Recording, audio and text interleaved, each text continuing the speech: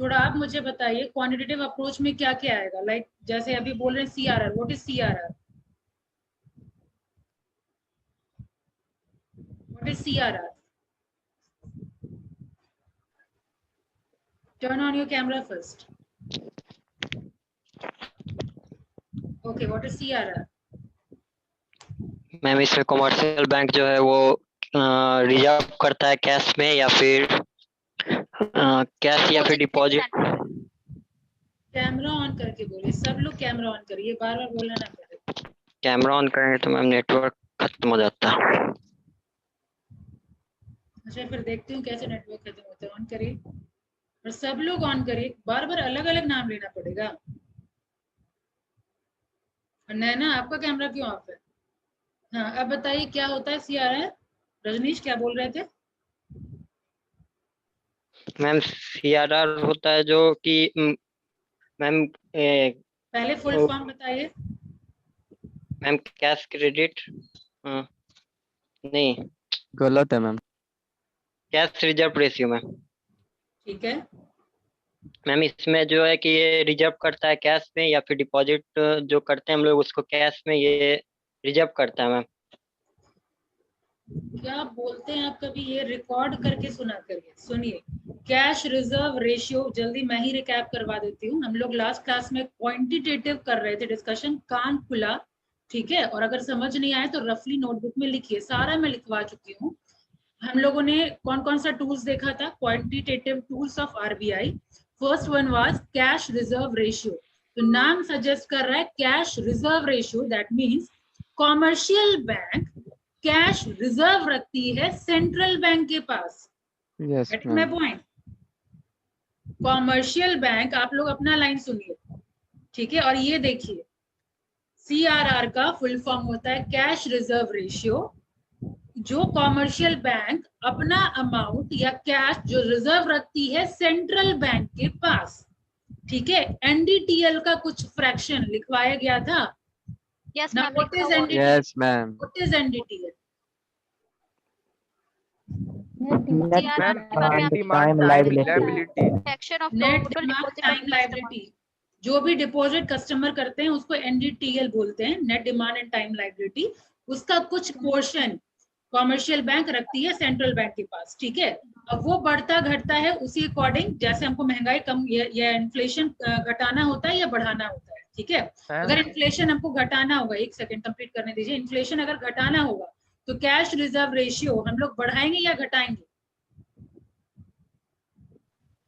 Ma'am फिर से repeat कीजिएगा। जो मैं लिखवाई थी वो कॉपी कहाँ है? कॉपी है पास में, खोल के रखिए. Yes ma'am. ठीक है, वहां देखिए क्या लिखवाया मैंने, कैश रिजर्व रेशियो. मैम आपने लिखवाया fraction of total deposit of customer which commercial bank have to hold has reserve at cash और as deposit in central bank, और 3 पॉइंट लिखवाया है. तो फिर बोलने में क्या दिक्कत हो रहा था? लिखवाई भी हूँ, समझाई भी हूँ. ठीक है, फिर SLR है आपका, ये हुआ रिजर्व जो रखती है कॉमर्शियल बैंक RBI के पास. और फिर SLR क्या हुआ? Statutory liquid ratio. The ठीक है. ratio of this liquid assets to the demand and time liabilities is called the SLR statutory. is fixed by RBI. नहीं, रीडिंग नहीं, जो मैंने एक्सप्लेन किया था वो है उसी तरीके मैम से. 40% RBI मतलब रिजर्व बैंक ऑफ इंडिया को मतलब क्या बोलते हैं इसको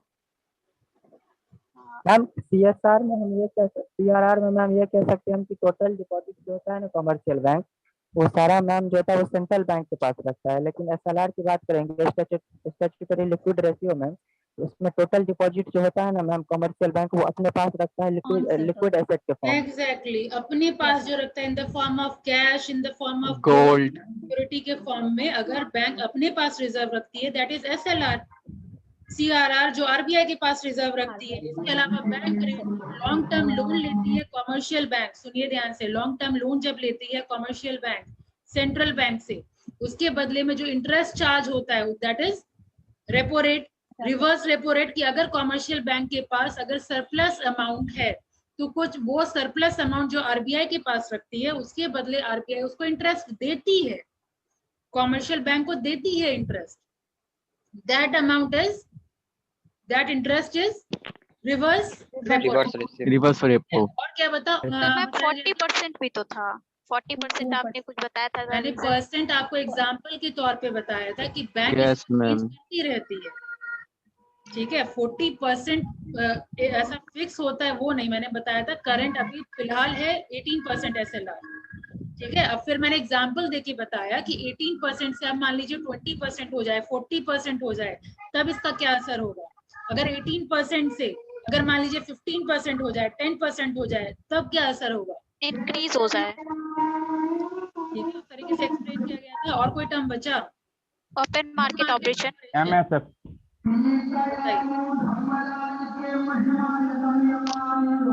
कहाँ पे है, म्यूट रखिए आप। हाँ, ओपन मार्केट ऑपरेशन है ना,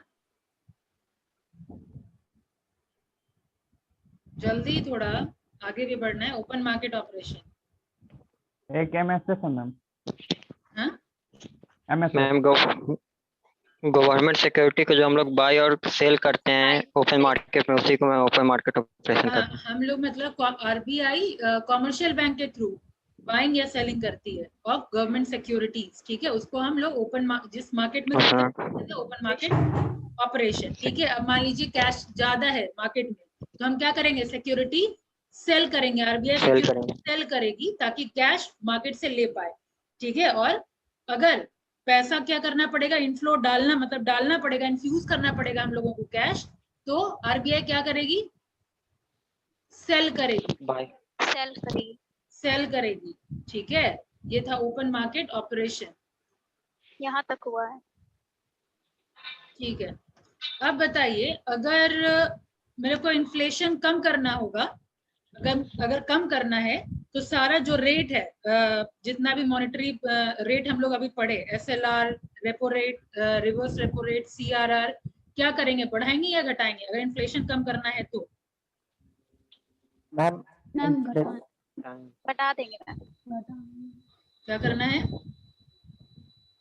मैम इन्फ्लेशन दुर्गेश, आपका आवाज कभी बढ़ाएंगे। इंक्रीज करेगा मैम। हेलो मैम बढ़ाएंगे। बढ़ाएंगे, ठीक है। चलिए, यानी क्वांटिटेटिव हो गया। अब आते हैं हम लोग क्वालिटेटिव पे।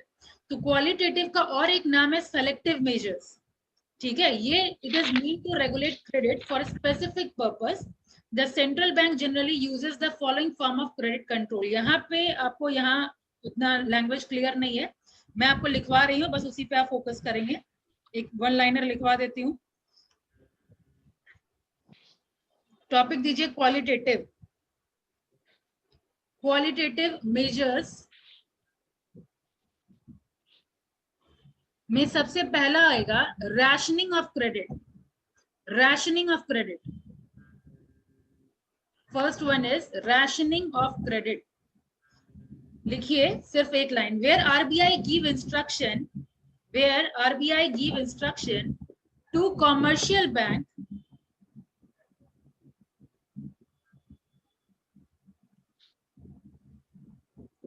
where RBI give instruction to commercial bank by giving order for which purpose loan should be given at specific cut rate। रहा है आपका मैंने कहा where आवाज RBI, कट रहा है। अभी नो स्टेबल है, मैम नहीं कट रहा। ठीक है। दोबारा रिपीट कर रही हूँ, where RBI give instruction to commercial bank by giving order for which purpose loan should be given at specific rate, ठीक है। यहाँ पे RBI डिसाइड करती है कि किस पर्पस के लिए हमको लोन देना है और कौन से रेट में रखना है। जैसे फॉर एग्जांपल हम लोगों ने लास्ट क्लास में डिस्कशन किया था कि हम लोगों को एग्रीकल्चर को डेवलप करना है, तो एग्रीकल्चर के पर्पस से हम जो लोन देंगे उसको हम कम रखेंगे, उसका इंटरेस्ट हम कम रखेंगे, ठीक है। अब मान लीजिए एग्रीकल्चर में बहुत ग्रोथ हो गया, हमको वहां नहीं देना, RBI को वहां नहीं देना, तब क्या करेगी, उसका इंटरेस्ट रेट इंक्रीज कर देगी, टर्शियरी में ग्रोथ चाहिए अब, तो टर्शियरी में क्या करेगी, इंटरेस्ट रेट कम कर देगी ताकि लोग लोन ले और उसका डेवलपमेंट हो। ठीक है, तो ये होता है रैशनिंग ऑफ क्रेडिट। ठीक है, उसको स्मूथ कर देती है किधर कौन से एरिया में हमको देना है, कौन से रेट पे देना है। Understood? Yes, ma'am. Yes, ma'am. Fixing margin, second one is fixing margin.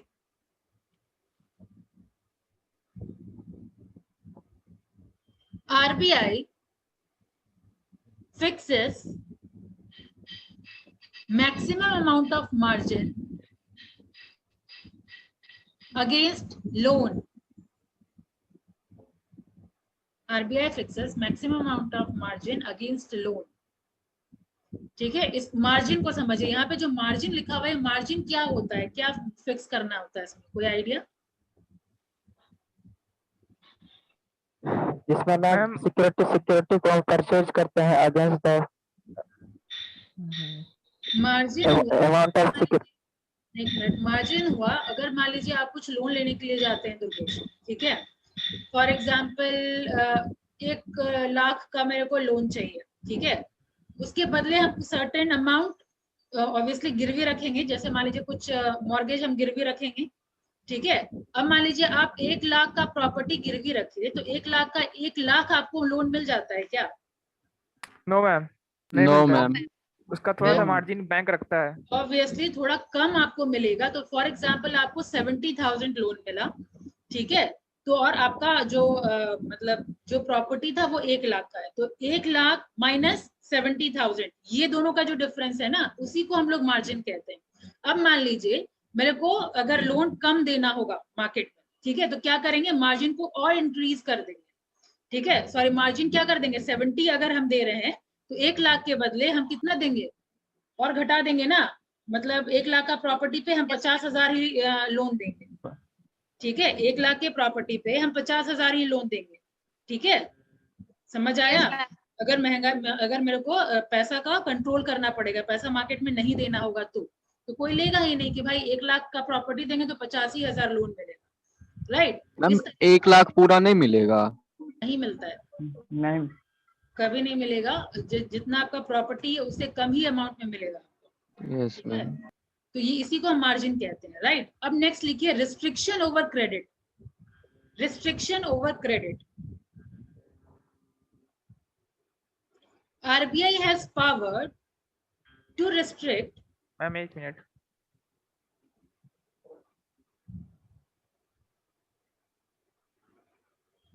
RBI has power to restrict unnecessary loan in the market.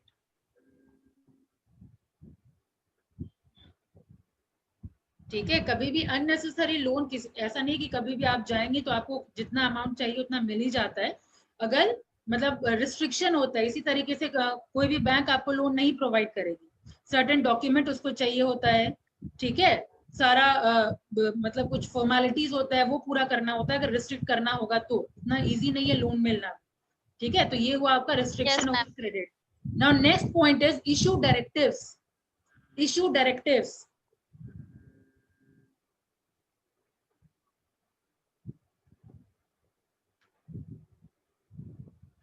RBI issued directives to commercial bank.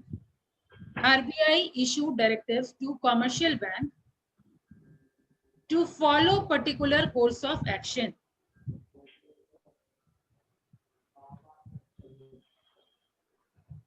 By newspaper. By newspaper. Follow के बाद क्या बोले ma'am एक बार repeat कीजिएगा। RBI issued directives to commercial bank to follow particular course of action by newspaper, oral or written. ठीक है, यानी RBI certain direction देती है, ठीक है, कि ये चीज आपको फॉलो करना है। ऐसा नहीं कि सिर्फ आपको प्रॉफिट मोटिव है तो आप कुछ भी करेंगे, लोन आराम से किसी को भी दे देंगे। ठीक है, क्योंकि उन लोगों के एक्शन पे कंप्लीट इन्फ्लेशन डिपेंड करता है, इसीलिए RBI टाइम टू टाइम उसको डायरेक्शन देती रहती है जो कमर्शियल बैंक को फॉलो करना होता है। आइदर ओरली वो RBI देगी या तो न्यूज़पेपर के थ्रू, पब्लिकेशन के थ्रू इंस्ट्रक्शन देगी, डायरेक्शन देगी कमर्शियल बैंक को। ठीक है, now next one is direct action. Next one is direct action. In this method, RBI take direct action. In this method, RBI take direct action if commercial bank does not follow the instruction of RBI. In this method, RBI take direct action if commercial bank does not follow the instruction of RBI. अब ये direct action में क्या हो सकता है? अब जैसे मान लीजिए ठीक है, आपको कुछ इंस्ट्रक्शन दिया जा रहा है, अब आप फॉलो करें, इसके लिए कोई तो कंपल्सन होगा. अगर आपके ऊपर जैसे अभी कैमरा स्क्रीनशॉट ले लिया क्या? आवाज आ रही है? यस मैम, अब आ रही है. Yes ma'am. RBI take direct action के बाद.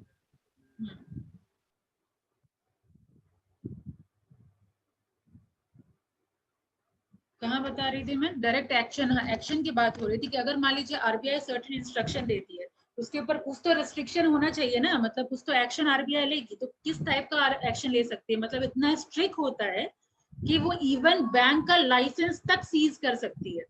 अगर आरबीआई के इंस्ट्रक्शन को फॉलो नहीं किया गया तो यही डायरेक्ट एक्शन लिया जाता है. ठीक है, तो ऑब्वियसली किसी को अगर बैंक आपका आवाज क्लियर नहीं आता. मैम आपका आवाज मैम बहुत कट रहा है. रिपीट कीजिएगा. तो मैम आपका आवाज ब्रेक हो गया, बीच में हो गया था. तो मोबाइल Yes, नेटवर्क पे आ गई.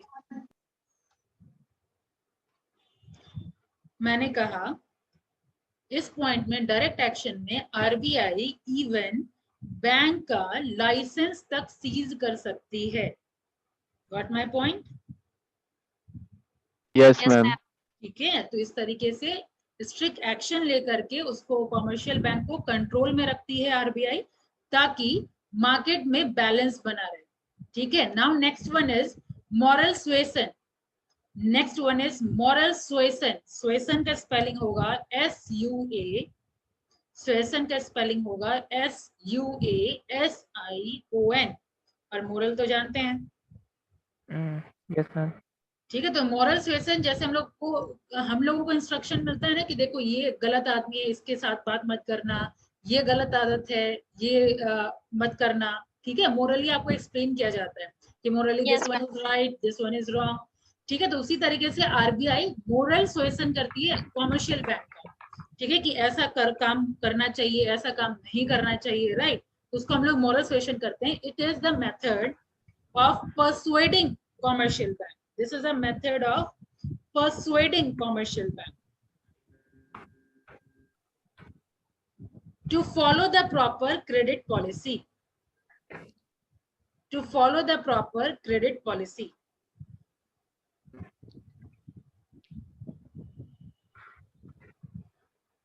Done?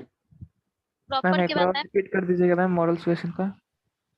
It is a method of persuading commercial bank to follow proper credit policy. To follow proper credit policy. Done, ma'am. ठीक है, and last one is publicity. Publicity. RBI issue weekly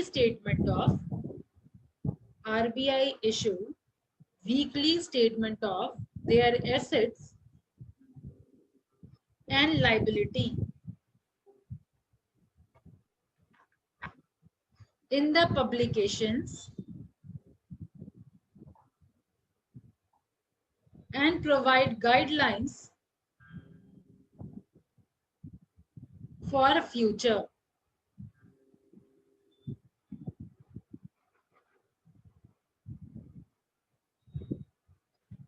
ठीक है, ये हम Yes, लोग ma'am. ऊपर भी देखे हुए थे जब मॉनेटरी पॉलिसी के बारे में पढ़ रहे थे कि इसका क्या है. एक फंक्शन है पब्लिश करना, स्टैटिस्टिकल डेटा वगैरह प्रोवाइड करना. याद है? ये collection and publication of data. Screen देखिए, याद है? Collection and publication of data, यानी सब कुछ ट्रांसपेरेंट रहता है. आरबीआई इवन पब्लिक भी करती है उसका एसेट्स और लाइबिलिटी. फाइन, उससे फिर पता चलता है कि नेक्स्ट स्टेप हमको क्या करना होगा और उसी के अकॉर्डिंग वो गाइडलाइन देती है कॉमर्शियल बैंक. तो ये था आपका क्वालिटेटिव. ठीक है, था पहले हम लोग देख रहे थे क्वांटिटेटिव. ठीक है, जिसमें मनी फ्लो कंट्रोल करती थी, और आरबीआई, और जो आपका क्वालिटेटिव देख रहे हैं वो सर्टेन इंस्ट्रक्शन कॉमर्शियल बैंक को दे करके कंट्रोल करती है। तो ये था आपका आरबीआई का कंप्लीट क्वांटिटेटिव और क्वालिटेटिव, और यहाँ खत्म होता है आपका सेंट्रल बैंक। ठीक है, उसके मैम बाद कॉमर्शियल बैंक होगा। हाँ, अब होगा कॉमर्शियल बैंक। अब देखिए, कॉमर्शियल बैंक का भी अगर मैं जनरलाइज अगर आप लोगों को दूं, जो लोग बैंक विजिट करते हैं, तो कॉमर्शियल बैंक का क्या पर्पस है वो चीज अलग से बताने की जरूरत नहीं पड़ेगी। ठीक है, लाइक अभी ऊपर भी हम लोग डिफरेंस डिस्कशन किए थे, क्या क्या कॉमर्शियल बैंक और सेंट्रल बैंक में क्या डिफरेंस है।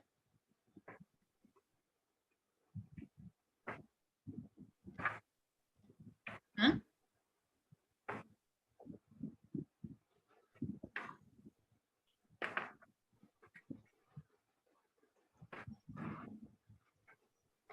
बताती हूँ मैम कमर्शियल बैंक जो है जो ज्यादा प्रॉफिट लेता है। मैम कमर्शियल मैम बैंक का जो सेंट्रल मेन ऑब्जेक्टिव रहता है वो होता है इज प्रॉफिट मेकिंग। एग्जैक्टली, कि कॉमर्शियल बैंक का मोटिव होता है प्रॉफिट मेकिंग, सेंट्रल और बैंक ये का प्रॉफिट मेकिंग नहीं होता। इसके अलावा हम लोगों ने डिस्कशन किया था कि जो पब्लिक डीलिंग होता है, डायरेक्ट पब्लिक डीलिंग जो होता है वो कमर्शियल बैंक से होता है। ठीक है, तो इसका दो फंक्शन होता है, एक primary function and second one is secondary function. ठीक है, तो प्राइमरी फंक्शन क्या हुआ, कॉमर्शियल बैंक डिस्कशन हो रहा है। ठीक है, आपको थोड़ा बहुत ब्रीफ आइडिया मिल जाए कॉमर्शियल बैंक क्या है। हाँ commercial bank direct dealing with the public, हाँ, मैंने इसका डिफरेंस लिखा है। और ये क्या होता है, इसमें सेंट्रल बैंक में क्या होता था, it is a government organisation, but इसमें क्या होता है, it can be governmental as well as non governmental. क्या क्या क्या, मैंने अपना डिफरेंस लिखा है कि सेंट्रल बैंक का तो मेन ऑब्जेक्टिव होता है पब्लिक वेलफेयर, ठीक है और सेंट्रल कमर्शियल बैंक का हो जाता है प्रॉफिट मेकिंग मेन ऑब्जेक्टिव। ठीक है, और इसमें क्या होता है, सेंट्रल बैंक में non direct dealing with the public, but इसमें क्या होता है कमर्शियल बैंक में direct dealing with the public. ठीक है, और सेंट्रल बैंक में क्या होता है, it is a governmental organisation. ठीक है, और कमर्शियल बैंक में क्या होता है, it can be governmental as well as non governmental.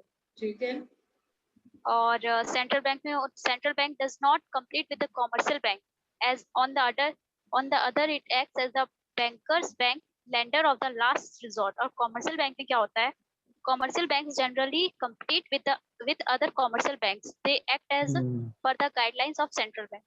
ठीक है, मैंने इतना लिखा है, 4 पॉइंट लिखा है। हाँ, तो ये आपको ब्रीफ मिल गया कॉमर्शियल बैंक कैसे डिफरेंट है सेंट्रल बैंक से।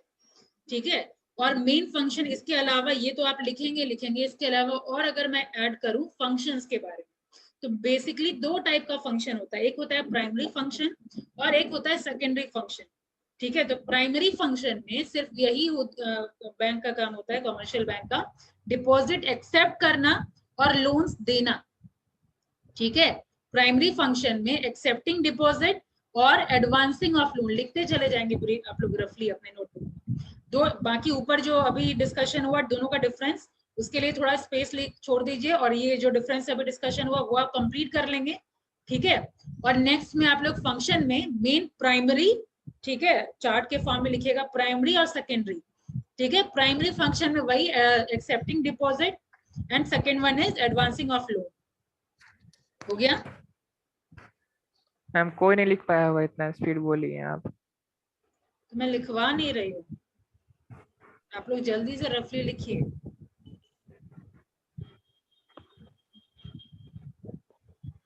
फिर से रिपीट करो।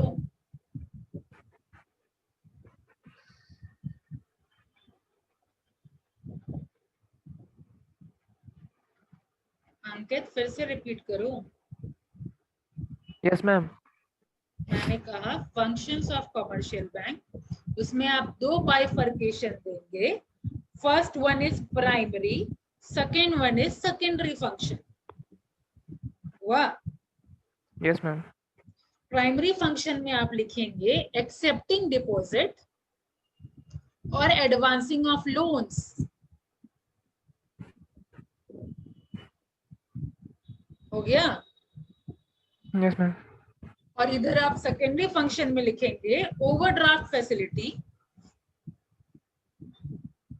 डिस्काउंटिंग ऑलरेडी आप लोग समझ चुके हैं, तो discounting bill of exchange. Third one is agency function and fourth one is general utility function.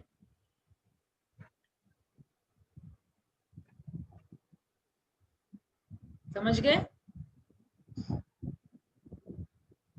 Yes, ma'am. तो आप देखिए कॉमर्शियल बैंक में एक्सेप्टिंग डिपॉजिट जो आप देख रहे हैं, तो एक्सेप्टिंग डिपॉजिट में किस किस टाइप का डिपॉजिट आप देने जाते हैं बैंक के पास?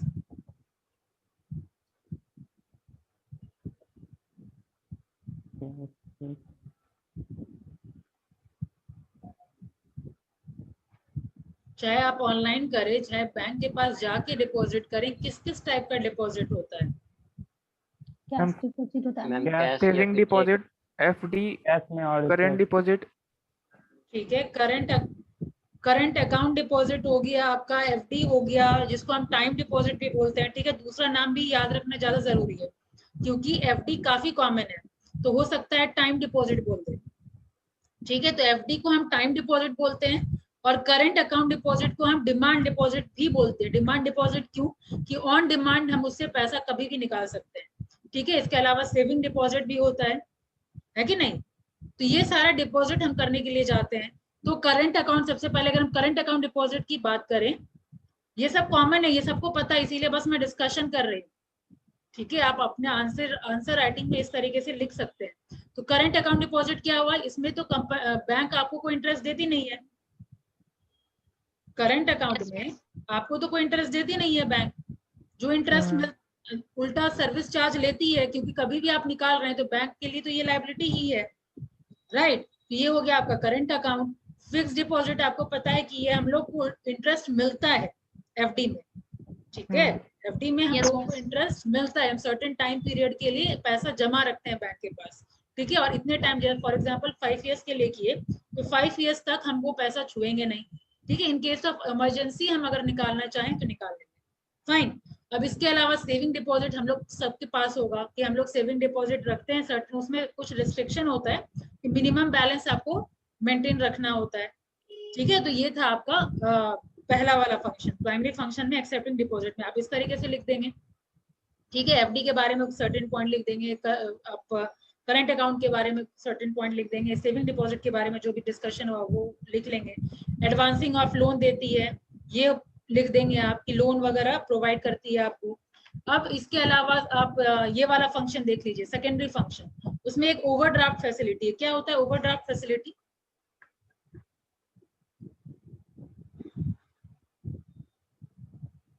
What is overdraft facility?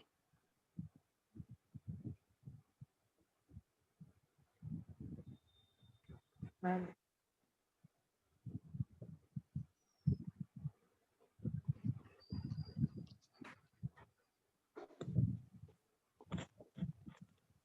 अगर इस तरह से सबका मैम ऑफ ओवरड्राफ्ट मतलब कि मैम मिनट अंकित, कि अगर इस तरीके से कैमरा सबका अगर ऑफ रहा तो मैं क्लास नहीं लूंगी।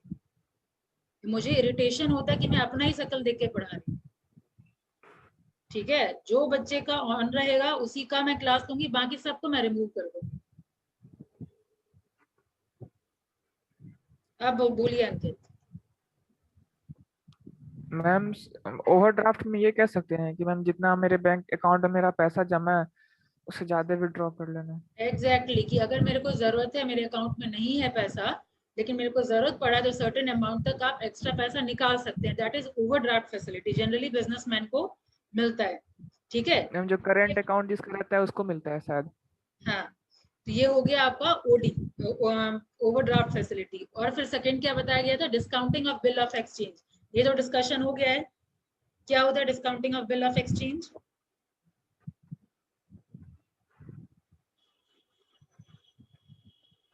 सबसे पहले मैं रिमूव करूं, उसके बाद कोई काम करूंगी।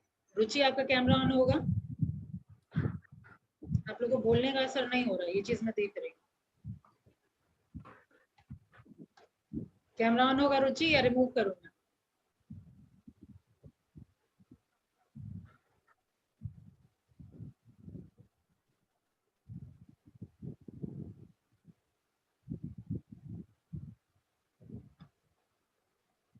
चलिए बताइए, डिस्काउंटिंग बिल ऑफ एक्सचेंज।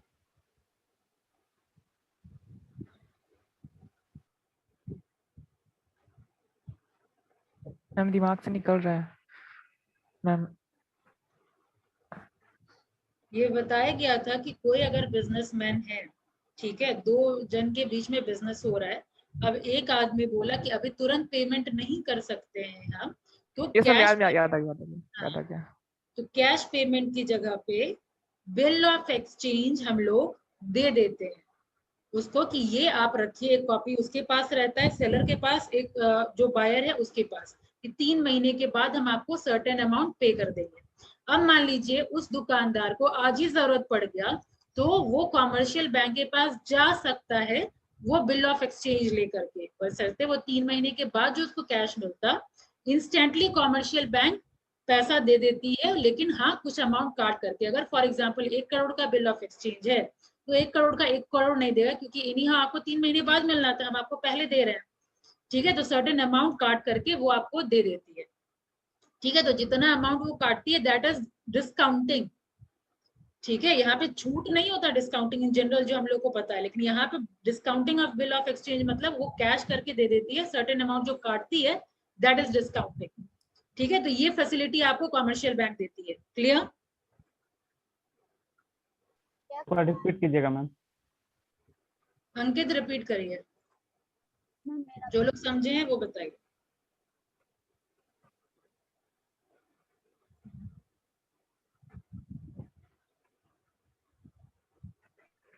शायद ही कभी एक्सपेक्ट करूं कि कोई एक्सप्लेन किया हुआ कॉन्सेप्ट अगर कोई एक्सप्लेन कर दे।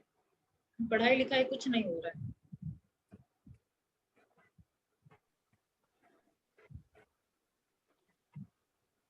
क्या होता है डिस्काउंटिंग बिल ऑफ एक्सचेंज? ये कितनी बार आया है? पहले भी मैं एक्सप्लेन की हूँ, अभी आरबीआई में भी आया और फिर ये तीसरी बार आ रहा है।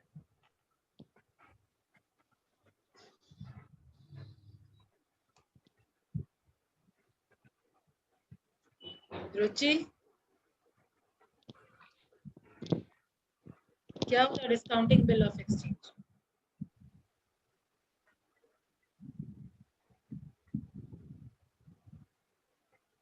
बताइए दुर्गेश। हेलो। हाँ,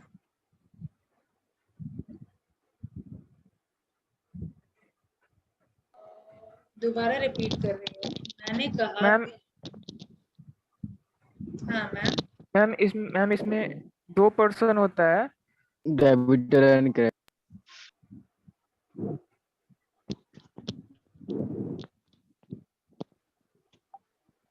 मैम इसमें 2% होता है। अगर किसी के पास अगर कैश ना हो तो वो एक स्टेटमेंट देता है कि हम इस मतलब 1 या 2 महीने के बाद हम कैश आपको देंगे। और अगर किसी मैम जिसको देता है अगर उसको पैसा उसी समय अगर चाहिए होता है मैम, तो वो कमर्शियल बैंक के पास जाता है और उससे पैसा वापस मतलब पैसा कैश में लेता है। उसको कमर्शियल बैंक पैसा थोड़ा कम देता है और उस वो जो स्टेटमेंट रहता है वो शायद ले लेता है मैम कमर्शियल बैंक। और अब जो पेमेंट ए जो करने वाला था बी को, वो अब डायरेक्ट करेगा a commercial bank, commercial bank को। यस ठीक है। सही तो बोल रहे, तो बोल क्यों नहीं रहते फिर? मैम, हमको लगा कि कोई और देगा इसमें। बस इसी उम्मीद में बैठे रहिए सब लोग, कोई और दे ही देगा। समझ आया? इसी को कहते हैं डिस्काउंटिंग बिल ऑफ एक्सचेंज। ये फैसिलिटी आपको कमर्शियल बैंक देती है। Third one is agency function. Agency मतलब अब मान लीजिए मेरे को हम यहाँ बैठे हुए हैं पटना में, अब भेजना है पुणे या कहीं और अगर भेजना होता है, तो क्या हम फिजिकली पुणे जाके देते हैं, फिजिकली दिल्ली जाके देते हैं? No ma'am. ऑब्वियसली वो सब हेल्प करती है ना, तो एज एन एजेंट काम कर रही है ना बैंक, हाँ, एज एन एजेंट काम कर रही है। और आप लोग के ऊपर भरोसा नहीं, आप bill of exchange, discounting bill of exchange लिख लीजिए, आप लोग लिख लीजिए। अब उसके बाद अगर नहीं बोल पाए ना आप लोग डिस्काउंटिंग बिल ऑफ एक्सचेंज, फिर मैं पूछूंगी। It refers to the facility, discounting bill of exchange पहले लिख लीजिए, तब आगे एक्सप्लेन करती हूँ। It refers to a facility in which holder of a bill of exchange can get the bill discounted with bank before the maturity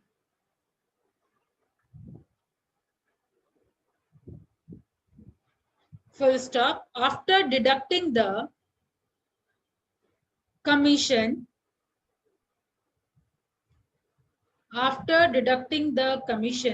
bank pays the balance to the holder. Bank pays the balance to the holder. Full stop.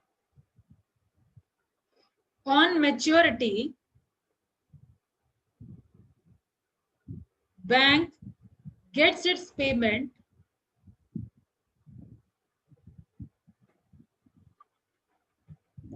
from the party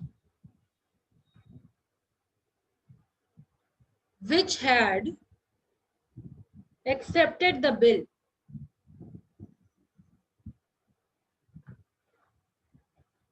और अगर bill of exchange नहीं पता तो bill of exchange भी एक line में लिख लीजिए. बिल ऑफ एक्सचेंज लिखिए और उसमें लिखिए a written authorization. Bill of exchange is a written authorization or order to pay a specific sum, of money to a specific person. दोबारा रिपीट कर रही हूँ. Bill of exchange a written authorization or order to pay a specific sum of money to a specific person. हो गया? Yes, ma'am. तो ये काम होता है आपका कॉमर्शियल बैंक का. इसके अलावा एजेंसी मैंने बताया, ठीक है.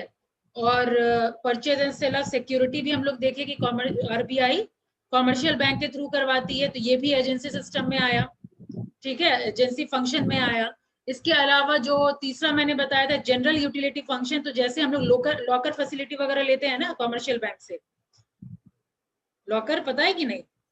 पता है मैम, इसमें गोल्ड. हाँ, तो ये जनरल यूटिलिटी फंक्शन हुआ, लॉकर फंक्शन हो गया, ट्रैवलर्स चेक हो गया, लेटर ऑफ क्रेडिट हम लोग फेमा में पढ़े थे, ठीक है. तो ये सब जनरल यूटिलिटी फंक्शन हो गया, ठीक है. तो यही है कॉमर्शियल बैंक. इसी तरीके से दोनों डिफरेंस लिख लीजिएगा और फिर जो फंक्शन अभी डिस्कशन हुआ वो लिख लीजिएगा, ठीक है. That is commercial bank. और ये अगर आप रीडिंग देना चाहें तो देखिए सेम टू सेम वही मिलेगा. देखिए है वही लेंडिंग मनी, खाली ये क्या किया हुआ है कि ऐसे सीक्वेंस में लिख दिया है, लेकिन अगर आप उसको बाइफर्केट करके जैसे मैंने बताया वैसे लिखेंगे तो ज्यादा इफेक्टिव होगा. जैसे यहाँ इकट्ठा ही लिख दिया, receipt of deposit, lending of money, आप लोग प्राइमरी और सेकेंडरी करके लिखिए. एजेंसी सर्विस यहाँ पे है, देखिए collection of bill, promissory note है, जनरल सर्विस. तो एक बार रीड आउट कर लीजिएगा. फिर नेक्स्ट नेशनलाइजेशन और पॉवर्टी एलिवेशन वाले हम लोग खत्म कर लेंगे, ठीक है. अब नेक्स्ट क्लास का टाइम हो गया है, फटाफट अब मैं जाती हूँ. स्क्रीनशॉट अंकित भेज दीजिएगा, ठीक है. कोई डाउट है? No ma'am. नेक्स्ट क्लास में आंसर थोड़ा पढ़ के आया करिए. आजकल मैं पूछ नहीं रही हूँ, आप लोग बहुत ही लिबरल हो गए.